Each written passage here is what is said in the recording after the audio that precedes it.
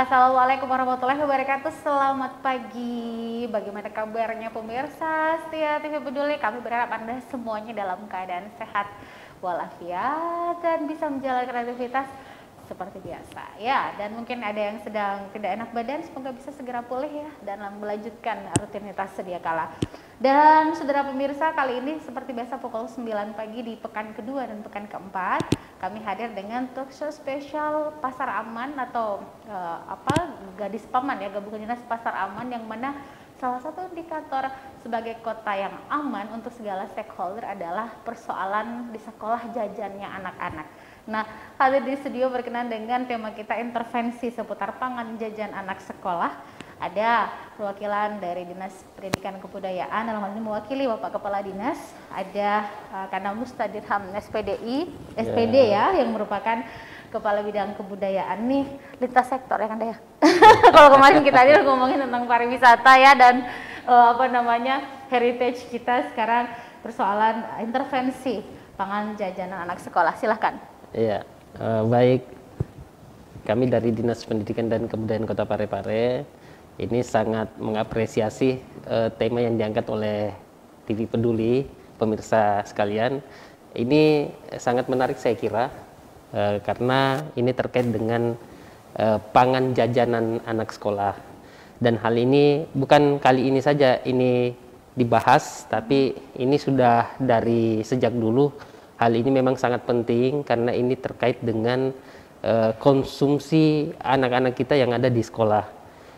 Terkait dengan istilah pangan jajanan, pangan itu kan makanan, sehingga kalau menurut WHO, pangan jajanan itu adalah makanan dan minuman yang biasanya disajikan oleh pedagang kaki lima, yang kalau biasanya kita temui di sekolah, kita lihat secara langsung, itu biasanya disediakan oleh pihak pengelola kantin yang memang sudah ditunjuk oleh pihak sekolah untuk menyediakan jajanan tersebut. Dan ada pula yang seringkali kita temui di depan-depan gerbang sekolah, itu ada pedagang-pedagang kaki lima yang sering menjual jajanan untuk anak. Itu terutama pada saat usai jam sekolah selesai, itu biasanya anak-anak kita dan pelajar-pelajar kita itu seringkali berbelanja jajanan-jajanan pada saat mereka akan pulang dari sekolah dan mereka mampir berbelanja di pedagang-pedagang kaki lima tersebut. Kemudian terkait dengan pangan jajanan ini, saya kira ini banyak regulasi-regulasi yang telah dibuat dalam rangka untuk mengatur dan mengintervensi kegiatan-kegiatan dan proses untuk bagaimana melindungi anak-anak kita. Di tahun 1996 ada Undang-Undang nomor 7 tahun 1996 terkait dengan pangan. Itu memang sudah diatur di dalamnya bahwa pangan yang sesuai dengan undang-undang dan regulasi yang diatur oleh negara ini memang sudah dibicarakan di dalamnya terkait dengan pangan yang semestinya diberikan kepada masyarakat, termasuk anak-anak kita. Kemudian di undang-undang selanjutnya ada Undang-Undang nomor 23 tahun 2002 tentang perlindungan anak. Ini juga sangat terkait karena negara memang menjamin bagaimana kita bisa melindungi anak-anak kita dari berbagai bahaya, termasuk tadi bahaya dari jajanan-jajanan pangan tersebut yang memang dikonsumsi hampir setiap hari oleh anak-anak kita. Kemudian yang tidak kalah pentingnya, ini harus diperhatikan bahwa memang ada intervensi pemerintah di dalamnya, itu melalui peraturan pemerintah nomor 28 tahun 2004, itu terkait dengan bagaimana menjaga keamanan makanan dan gizi bagi anak-anak kita. Sehingga ini menjadi satu hal yang memang sangat butuh perhatian dari semua pihak, termasuk di dalam pemerintah, kemudian orang tua siswa, dan yang paling utama adalah pihak sekolah.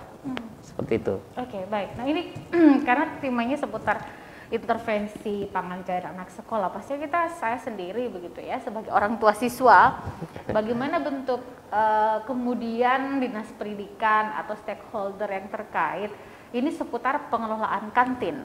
Itu kan istilahnya gini, mungkin tadi Bapak Kadis ya, Pak Kabid menitik beratkan kepada yang dikonsumsi. Tapi kalau saya pribadi, ini juga erat kaitannya dengan sanitasi yang ada di sekolah tersebut gitu kan. Belum lagi bahan pangan yang digunakan apa.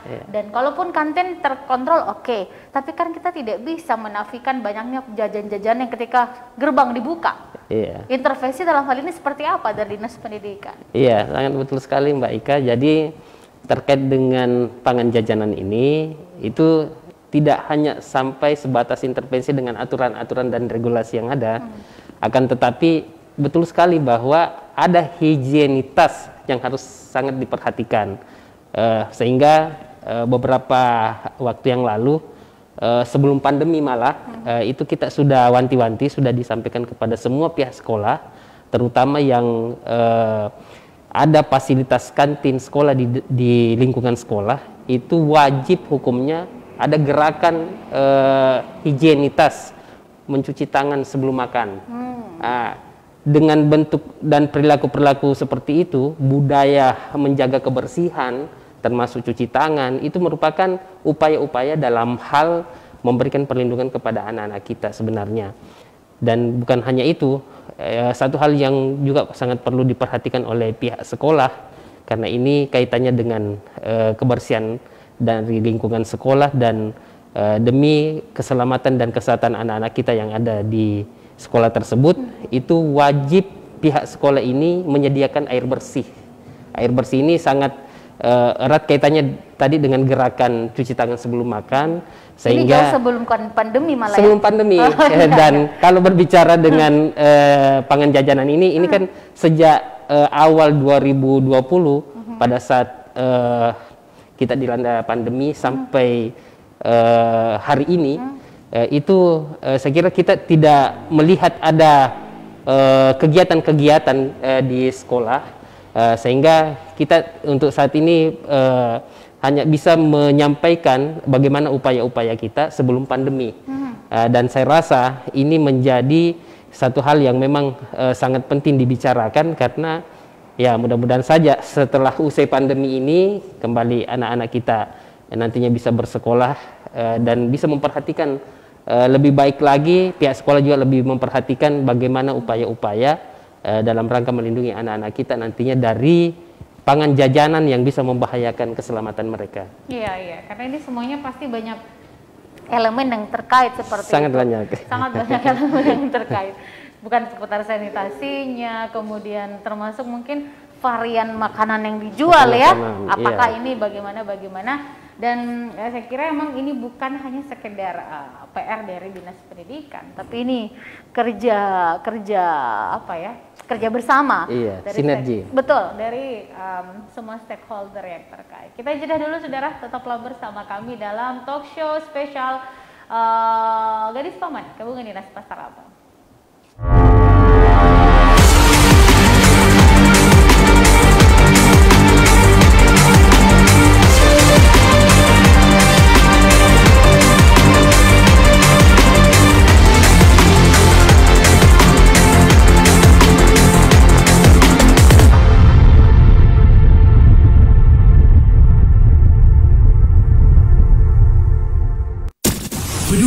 FM.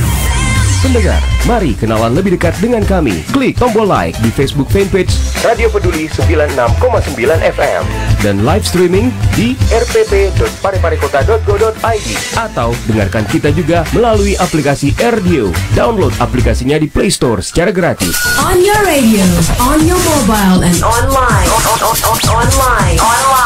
Your number one hit music station 96.9 Radio Peduli FM.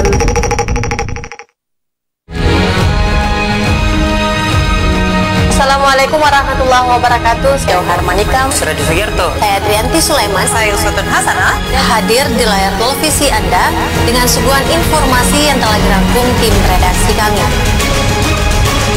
Kita mulai news update selengkapnya.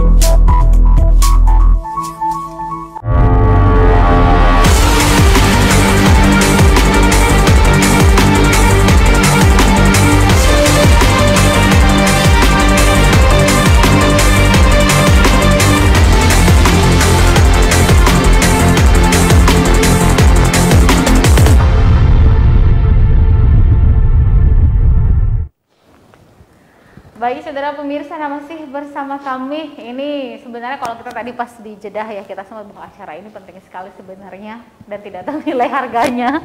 Karena kita berbicara tentang kelangsungan masa depan, kesehatan fisik dan psikologis anak-anak kita di masa muda. Hari ini tanggal berapa ya? Tanggal 22 ya, 22 Juni, tapi kita sudah memprediksi 22 Juni 10 atau 20 tahun yang akan datang diawali dengan jajanan anak yang sehat.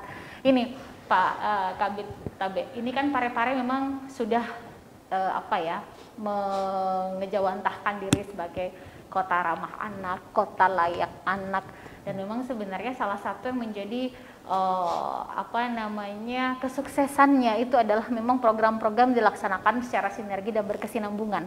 Ini kan sayang juga kalau misalnya ada mungkin netizen, ini kan kita tidak sekolah gitu kan, ngapain juga ngomongin tentang itu, kan ya seperti apa nih Pak Kabid Tabe, silakan untuk para viewers kita.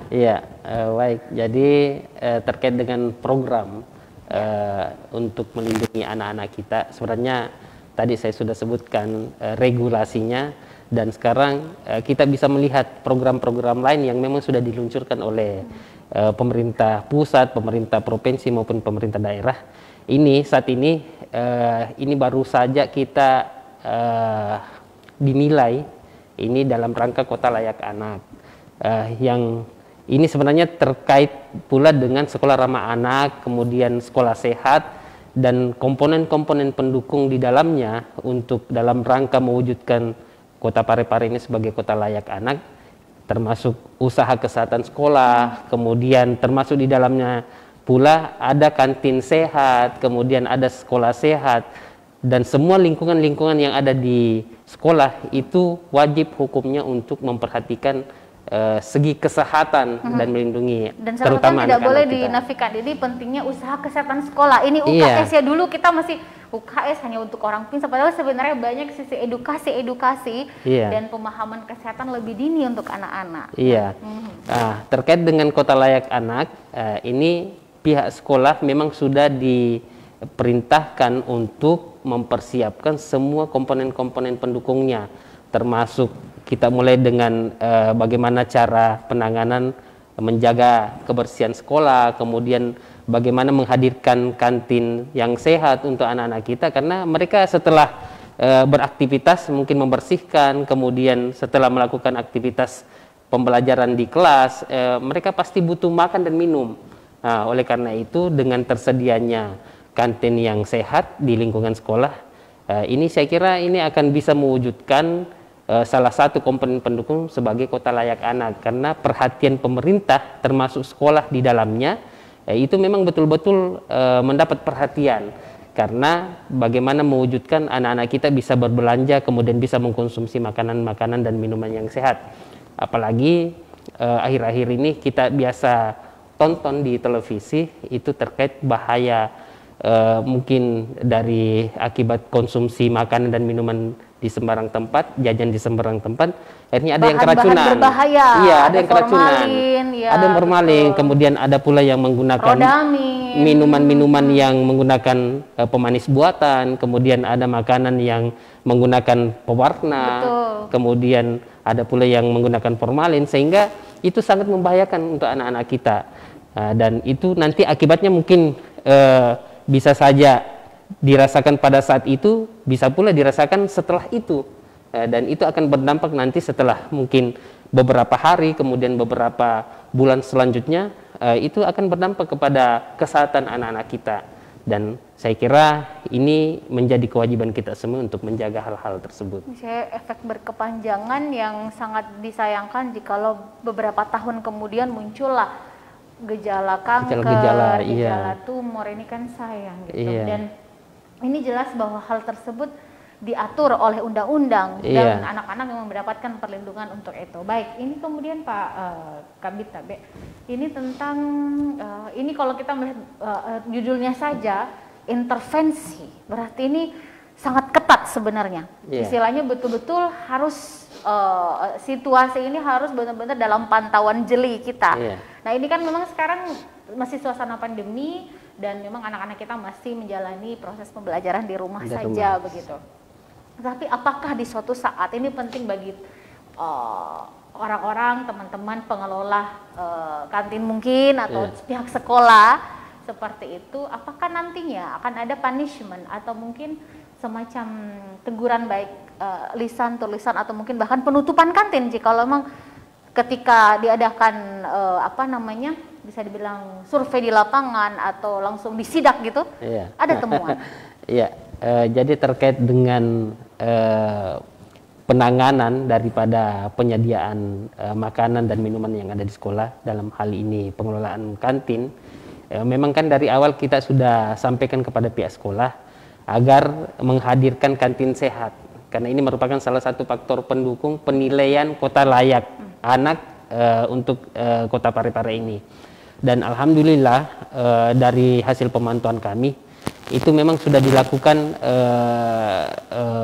penanganan dan bagaimana menghadirkan kantin yang sehat di sekolah, karena memang kami sudah menyampaikan pula kepada semua sekolah bahwa jika seandainya ada kantin yang memang tidak dapat melaksanakan tugasnya dengan baik dalam menyediakan makanan dan minuman yang sehat untuk anak-anak kita, itu wajib untuk kita evaluasi. Kalau memang sudah diingatkan, sudah dibimbing, sudah dibina, terus memang masih tidak menghiraukan daripada makanan-makanan dan minuman yang semestinya dihadirkan untuk anak-anak kita, itu wajib hukumnya untuk kita berhentikan untuk menjadi pengelola kantin, karena ini akan berdampak kepada kesehatan anak-anak kita. Kemudian ini kami melihat bahwa pengelolaan kantin ini kan bukan hanya dari segi makanannya saja dan minumannya saja, tapi juga dalam hal penyajian, kemudian penataan lingkungan kantin yang memang betul-betul sehat. Oleh karena itu kami seringkali melibatkan pihak dinas kesehatan, kemudian pihak Perindak, kemudian pihak Satpol yang tadi kaitannya dengan menghadirkan kantin yang sehat dan menyelamatkan anak-anak kita. Terutama pada saat anak-anak kita akan selesai jam sekolah, itu biasanya kan di depan gerbang sekolah itu tidak tertib. Mereka sering jajan, kemudian itu tidak mampu kita pantau dengan baik. Beda dengan kantin yang ada di dalam lingkungan sekolah, itu masih bisa kita pantau dengan baik. Yang ada di luar sekolah, terutama pedagang-pedagang kaki lima, itu kadang sulit untuk kita pantau, sehingga kadang kami harus melibatkan pihak Satpol PP untuk bagaimana menangani pedagang-pedagang kaki lima yang ini sama sekali tidak bisa kami pantau bagaimana dari segi kesehatannya, bagaimana dari gizi dan dari makanan-makanan yang mereka jual kepada anak-anak kita. Dan ini juga sebenarnya persoalan perasaan juga, karena sama-sama mencari nafkah kan gitu ya. Jadi sebenarnya memang situasi yang cukup dilematis. Saya rasa ini bukan masalah tapi tantangan bagaimana kita mencari solusinya sama-sama begitu.